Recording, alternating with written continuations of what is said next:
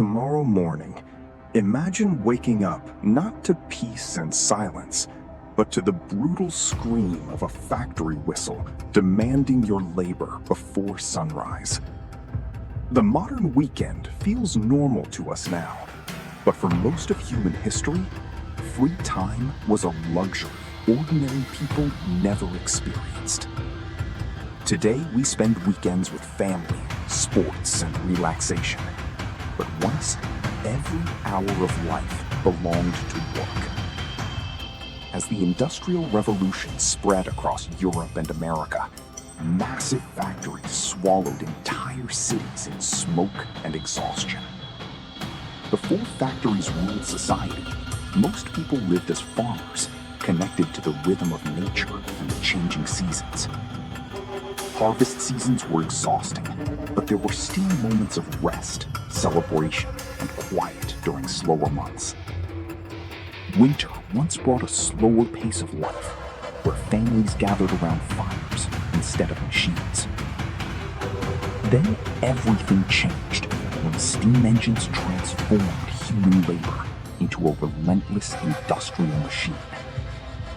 The power loom and factory system created incredible wealth, but at a terrifying human cost. For the first time in history, time itself became a weapon controlled by factory owners and giant clocks. Workers often endured shifts lasting 16 hours a day under suffocating heat and darkness. By Sunday morning, many laborers were too exhausted to even stay awake during church services. Factories became iron monsters, powered by coal, smoke, and endless human suffering. Industrial cities like Manchester quickly turned into overcrowded landscapes of pollution and poverty. Chicago became one of the fastest-growing industrial cities in the world, driven by brutal labor conditions. Across Berlin and Europe, smokestacks covered the skyline, while exhausted workers flooded crowded streets. Pollution from factories poisoned entire neighborhoods, filling workers' lungs with deadly diseases. Even children were forced into factories because desperate families needed every possible source of income. Tiny children crawled beneath dangerous machinery because adults physically could not fit into the narrow spaces. Industrial accidents happened constantly, and injured workers were often discarded without compensation. Sometimes all that remained after an accident was a broken shoe or a silent stain on the factory floor. Entire cemeteries filled with workers who died young during the brutal rise of industrial civilization. Writers and historians call these terrifying factories the satanic mills because of their inhuman cruelty. Many laborers were so exhausted they slept beside machines instead of walking home after work. Behind every product made during the Industrial Revolution was a human face marked by exhaustion and despair.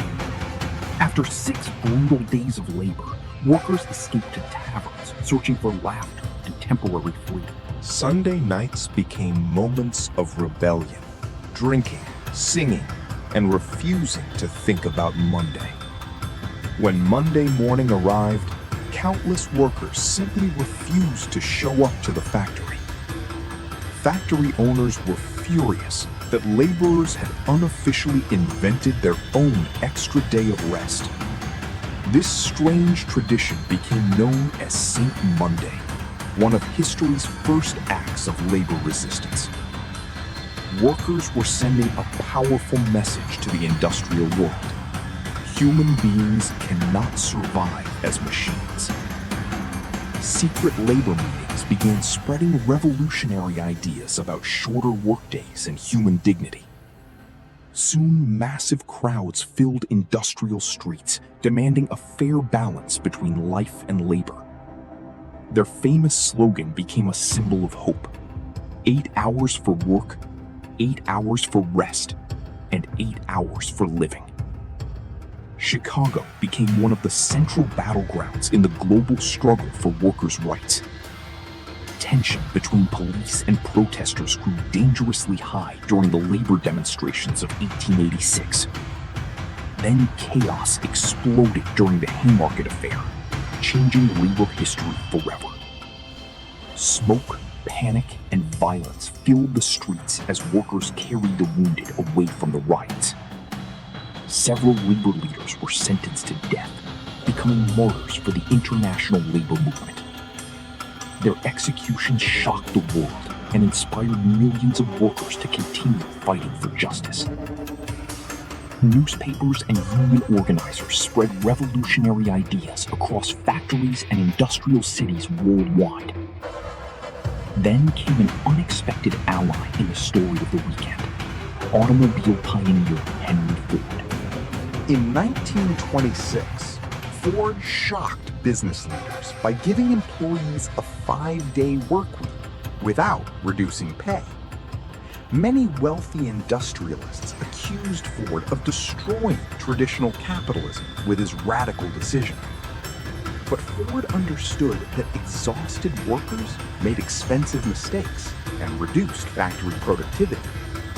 He also realized workers needed free time to actually enjoy and buy the products they created. For the first time, ordinary families could spend weekends traveling, relaxing, and exploring together. The weekend slowly transformed into a new culture of leisure, entertainment, and consumer freedom. To everyone's surprise, shorter work weeks often increased productivity instead of reducing profits. Then, the Great Depression devastated economies and forced governments to rethink labor systems entirely. President Franklin Roosevelt eventually signed laws that officially established the 40-hour work week. For millions of workers, the legal recognition of weekends felt like a historic victory. Across Europe and the industrialized world, labor reforms began reshaping daily human life. After decades of suffering, the giant gears of industrial exploitation finally began to slow down. Families could now enjoy peaceful weekends together instead of living entirely for factory schedules. But today, the modern world has created a new kind of invisible factory.